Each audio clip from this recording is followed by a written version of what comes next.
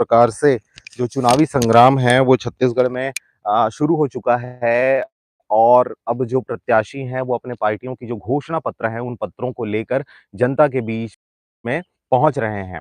लगातार बड़ी-बड़ी गाड़ियों से अपने-अपने क्षेत्रों का दौरा हो रहा है और किसी न किसी प्रकार से धन और बल के आधार पर अपनी सत्ता अर्जित करने की कोशिशें इन प्रत्याशियों के द्वारा या कहें उन पार्टियों के द्वारा करी जा रही है।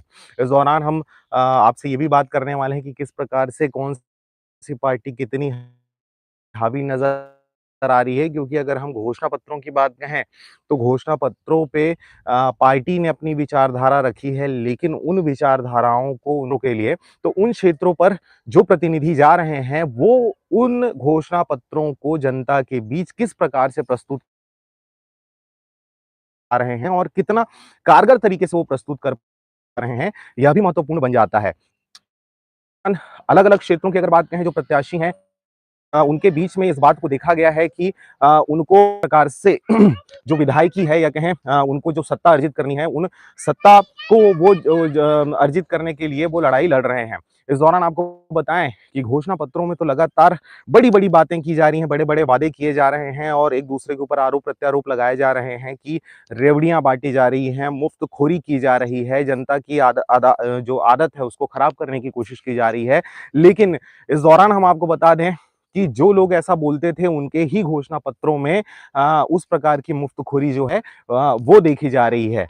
लेकिन किसानों की अगर बात कहें, तो किसानों का सीधा-सीधा कहना ये है कि जो किसानों के लिए काम किया है, उनके साथ हम जाने वाले हैं। लेकिन दबी ज़ुबान पर जो है वो रात में जो किस प्रकार का जो खेला हो जा रहा है और रातों-रात जो सत्ता परिवर्तन हो जाता है, वह भी एक महत्वपूर्ण चीज़ है। अगर हम बात करें बिलासपुर क्षेत्र में बिलासपुर संभाग की अगर बात कहें, तो यहाँ पर रातों-रात जो है वो सत्ता परिवर्तन हो जाता है, रातों-रात जो है पासा वो पलट जाता है। अभी अगर प्रचारों की अगर बात कहें, तो प्रचारों में तो कहीं न कहीं किसी न किसी तरीके से जो पार्टी हैं वो बढ़त बनाए हुए हैं और कुछ पार्टियाँ हैं जो बढ़त बनाने की अगर बात कहें, तो उस पर भी वो अभी खरा उतरते हुए नज़र नहीं आ रहे हैं। आप कि किस प्रकार से भारतीय जनता पार्टी के द्वारा लगातार क्षेत्र में प्रचार-प्रसार किया जा रहा और अ, अगर हम आपको बताएँ कि प्रथम चरण का जो चुनाव था वो हो चुका है। अब द्वितीय चरण के चुनाव के लिए जो प्रत्याशी हैं वो जूझते हुए नज़र आ रहे हैं। प्रचार का दूसरा चरण पूर्णतः की ओर है और जो लोग हैं उनके मन में क्या चल रहा है, इन बातों को मैं आपके साथ शेयर करने वाला हूँ। छत्तीसगढ़ विधानसभा चुनाव द्वितीय चरण के प्रचार का कैसा रहा मिला-जुला असर? क्या कहती है वर्तमान की स्थिति? जैसा कि आप जान रहे हैं कि आपके क्षेत्र में कौन-सी पार्टी कितनी हावी है और अपनी बातों को, अपने पार्टी की बातों को कितने तरीके से, कितनी मुखरित तरीके से वो आपके सामने रख पा रहे हैं, ये आप बेहतर समझ सकते हैं। लेकिन जो हमारा एनालाइज़ कह रहा है, वो बातें मैं आपके सामने रखने वाला हूँ। छत्तीसगढ़ विधानसभा चुनाव के अंतर्गत टिकट वितरण के बाद निर्दलीय प्रत्याशियों के नाम वापसी और चिन्ह आवंटन के बाद दूसरे चरण का प्रचार घोषणा पत्र के साथ अपने विधानसभा क्षेत्र में दूसरे दौरे का जो कार्य है, वो पूर्णता की ओर है और यहाँ पर छत्तीसगढ़ में यह देखा गया है कि अपने घोषणा पत्रों के फायदे जनता को समझाने की दिक्कतों का सामना जो पार्टियों के प्रत्याशी हैं वो कर रहे हैं, उनको खुद ही वो बातें समझ में नहीं आ रही हैं। अगर जनता के बीच में प्रत्याशी जा रहे हैं, तो जनता के जो सवाल हैं, उनको वो किस प्रकार से फेस कर रहे हैं और फेस करने में उनको किस प्रकार की तकलीफें हो रही हैं, ये आप बेहतर समझ सकते हैं। इस दौरान आपको बताएँ कि दोनों बड़ी पार्टी अपनी घोषणा पत्र को जनता हितैषी, महिला हितैषी, किसान हितैषी और वादों पर खरे उतरने वाली बातें कह रहे हैं। लेकिन इस दौरान जो जनता है वो भी काफ़ी जागरूक हो चुकी है। उनको पता है कि किन पार्टियों ने क्या वादे किए थे अन्य राज्यों में और उन वादों पर वो कितना खरा उतरे हैं और कितना खरा उतरने की उनमें काबिलियत है, यह भी जनता अच्छे से जानती है। आज डिजिटल ज़माने में जनता जो है वो अन्य राज्यों में उन पार्टियों के कार्यकाल को बेहतर तरीके से समझ सकती है, जान सकती है। ये बातें भी सत्यार्थ है। इस दौरान आपको बताएँ कि वहीं कार्यकर्ता मतदाता को घोषणा पत्र के ज़्यादा फ़ायदेमंद और विश्वसनीय होने की बात समझते नज़र आ रहे हैं। परंतु आम मतदाता पार्टी के घोषणा पत्रों को समझते हुए किस पार्टी पर विश्वास किया जाए, इसका आकलन कर रही है। घोषणा पत्र में ये भी अनुमान लगाया जा रहा है कि जिन राज्यों में कांग्रेस, बीजेपी या आम आदमी पार्टी की सरकारें हैं, क्या यह उन राज्यों में अपने घोषणा पत्र के द्वारा किए गए घोषणाओं को पूरा करने में कितना हद तक खरी उतर रही है या उतरी है, यह भी जनता से परे नहीं है।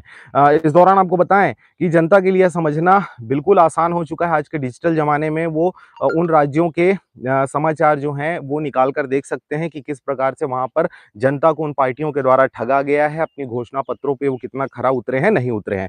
इस दौरान आपको बताएँ कि वादों और जो दावे हैं उनके लालच से हटकर जनता समझ-बूझ कर इस चुनाव में सफल सरकार बनाने के मूड में दिखाई दे रही है। मतलब आप ये कह सकते हैं कि किसी भी प्रकार से जो प्रलोभन करने की जो बातें आ रही हैं अपने घोषणा पत्रों के आधार पर, रैलियों के आधार पर, दिखावों के आधार पर, तो अब जो जनता है उसमें काफ़ी जागरूकता आ चुकी है। उनको मालूम है कि इन दिखावों से, इन प्रलोभनों से कुछ नहीं होगा। जो उनके इतिहास रहे हैं, उनके पार्टियों के इतिहास रहे हैं, उन कार्यकर्ताओं के इतिहास रहे हैं, उनके आधार पर जो कारगर जो सरकार है, उस सरकार को अब लाने के विचार में जो है, वो जनता दिखाई दे रही है।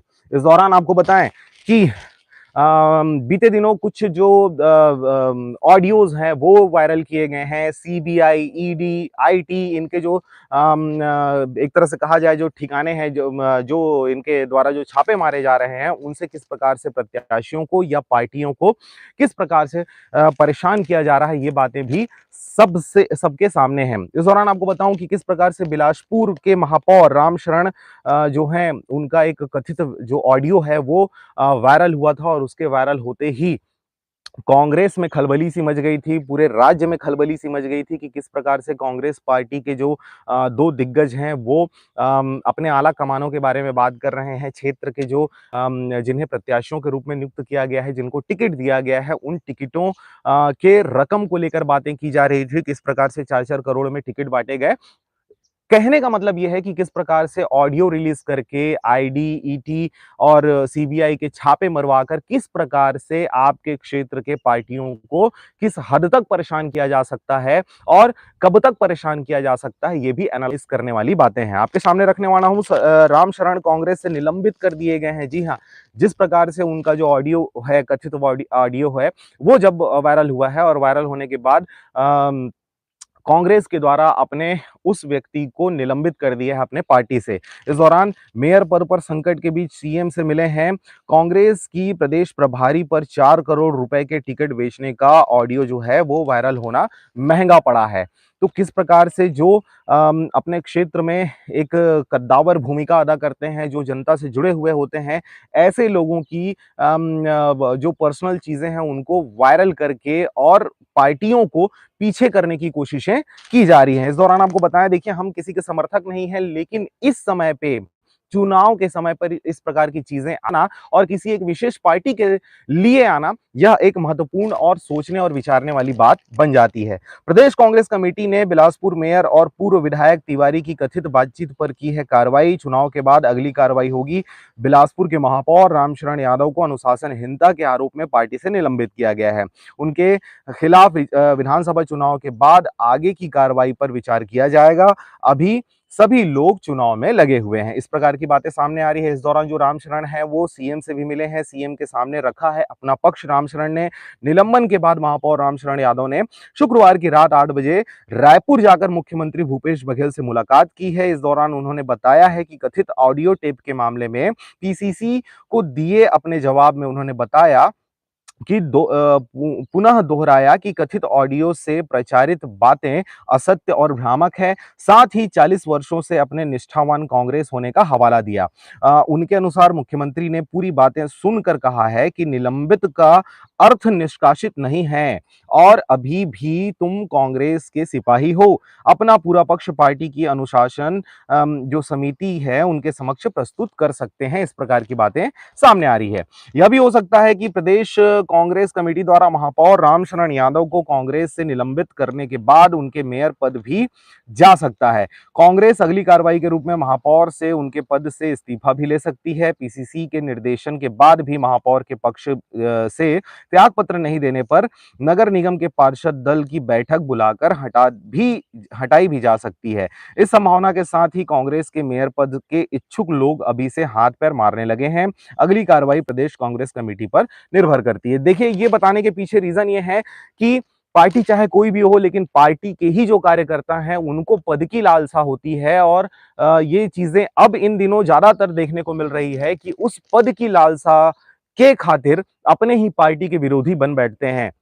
लगातार पार्टियों में ये देखा जाता है कि जब उनको टिकटें नहीं मिलती हैं, तो वो अन्य पार्टियों का दामन थामते हैं और अन्य पार्टियों का दामन थामने के साथ ही अपने मूल पार्टी को किस प्रकार से दोहित करने की कोशिश करते हैं या कर रहे हैं। बहुत से ऐसे प्रत्याशी हैं जिनको इस दफ़ा टिकट नहीं दिया गया, चाहे रीज़न जो भी हो, लेकिन